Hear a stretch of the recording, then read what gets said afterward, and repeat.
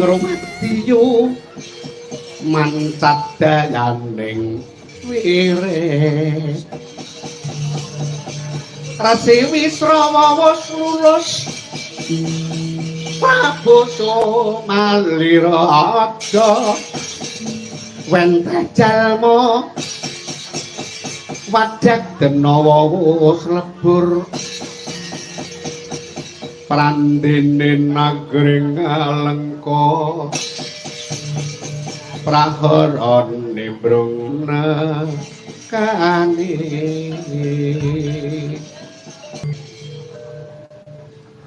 tumenggung podang jenar wonten dawuh Kanjeng kuning Pak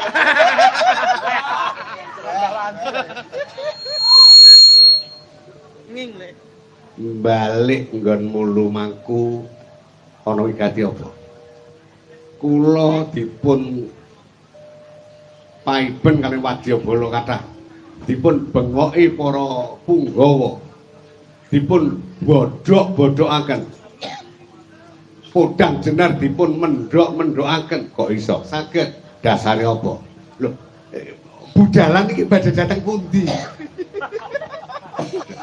timbang renek coba lho kula niki dadi wong Jawa Tengah iki komplit tekan Jakarta Jawa Timur iki komplit tekan Banyuwangi kepara sing diarani Bontang niku nggih pun kula luruh Pangkalan Bun kula luruh Palembang nggih Berau nggih pun kula luruh derek wonten sing tane budal kok ndak karuan tujuane lho. Lah niku lek diterusne para wadyabala mrene dengkelen to Gusti Patih. Lah. Cobi mlaku ora lerele. Lah iki ngantos kepireng para pinunjuling dalang Surakarta. Lah menawa mboten badhe paiben piye lho Mbah Sukron lho karepe iki piye lho ngaten. Budal wis kiprah barungan ya. Budal kiprah barungan. Lah wekasanipun mboten karuan tujuane. Lah niku pripun guwak dhuwit niki nggih. Kula anggaran Pak. Iya. Oh iki lho. Kok iki pripun iki? Aku ya bingung. Aduh, yen to jenengan dika Gusti Patih bingung sampun malih wadyabala ing seman kathahipun. Kathahing sami dengkelen lho nika.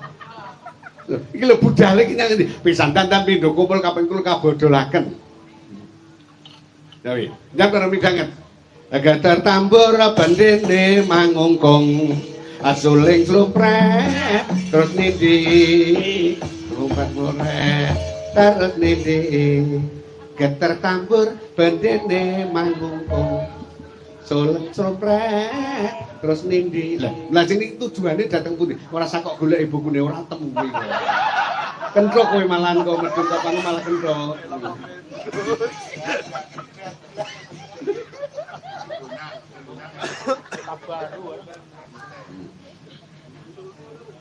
kaya ngene abote dadi patih lho lah awrat kok sagah abote dadi panjang biyen piye awrat kok saguh wong saguh ya kudu gelem nanggung sak bungah susahe lega gelane gareng dolane pedhot piye dolane pedhot ku saguh wis aku tak ning ngarep lho ya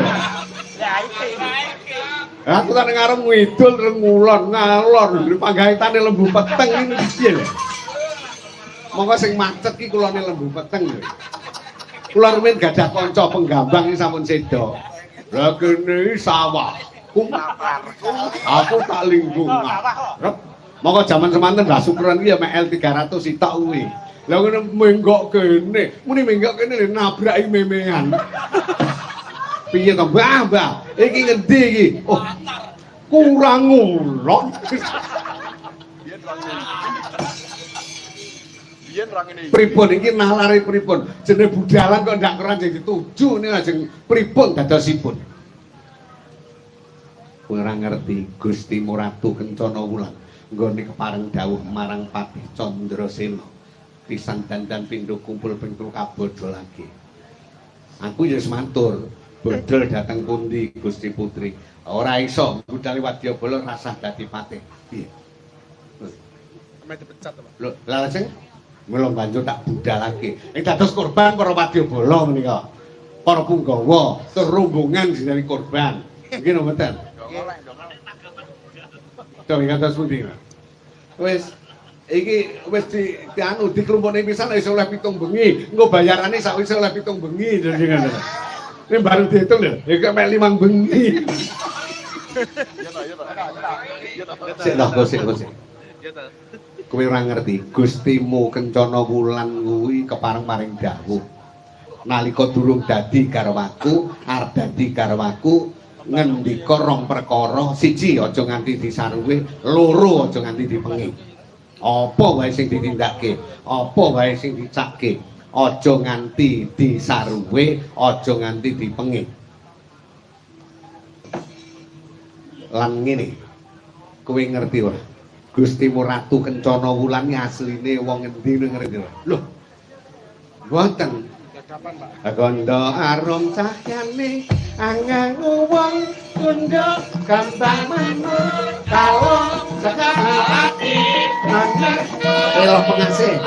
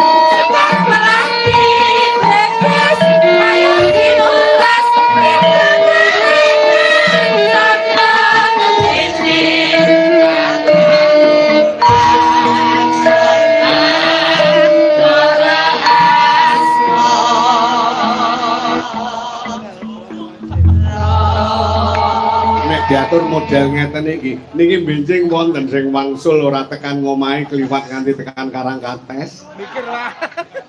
Gendeng. Alpon nginep ning laor.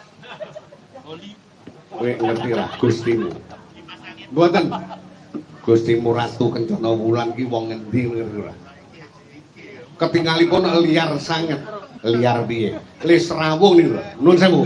Nadyan menawa garwa paduka kepeksa kula pun tumenggung podang jenar matur.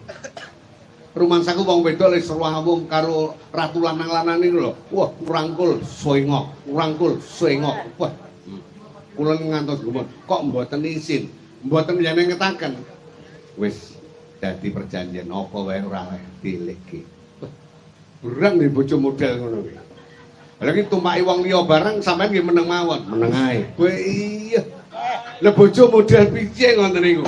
Ya karep ben aku mek gambar wong lanang ngono wae. Ya Allah, Tuhan yang Maha Esa, dua kemanusiaan yang adil dan beradab, tiga persatuan Indonesia. Apa Pancasila? Kula niki tuwek kok panggah mloto niku pripun? Iya. Mul aja.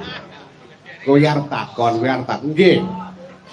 Gustimu putri asale kondi. Saking pundi? Kotelo, Pak. Tinggi dhewe wae. Sadurunge oleh aku kuwi Gustimu putri kuwi wanita panglipur dalu ing panti Panglipuratri. Ngerti ra? Panti Bogo, Pak.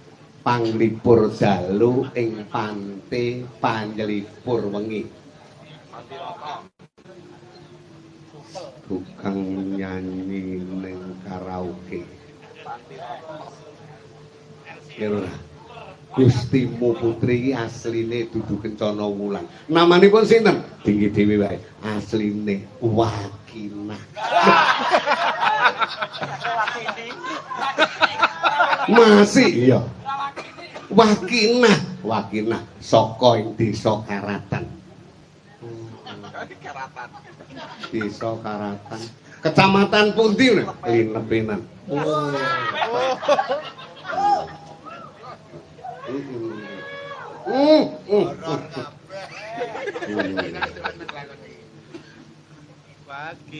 Penyanyi Panglipur wengi ing panti kang kasebut ing ajeng kala wau. Ya. Nuju sawijining dina ana Rawendra ratu ing Kencana Rukmi kang senengane nglipur nafsu. Lah, klentu menika kleru piye? nglipur ati sing kleru kowe. Kok saged sing dilipur ki nafsune. Ati ki lipur seneng nek dijak ngibadah. Ya. Ati ki senenge nek dijak poso, dijak wiritan. Nek nafsu senenge dijak nyang papan ngono kuwi. Narendra Negara Kencana Rukmi. Sapa? Prabu Rawis Suraningrat. Paris.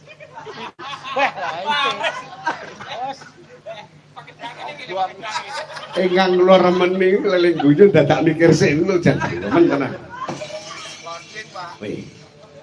Prabu Suraningrat seneng teka ing papan kono, watake wakinah. Bareng dhewekne reka, wekasane banjur nyandang sarwa ketat.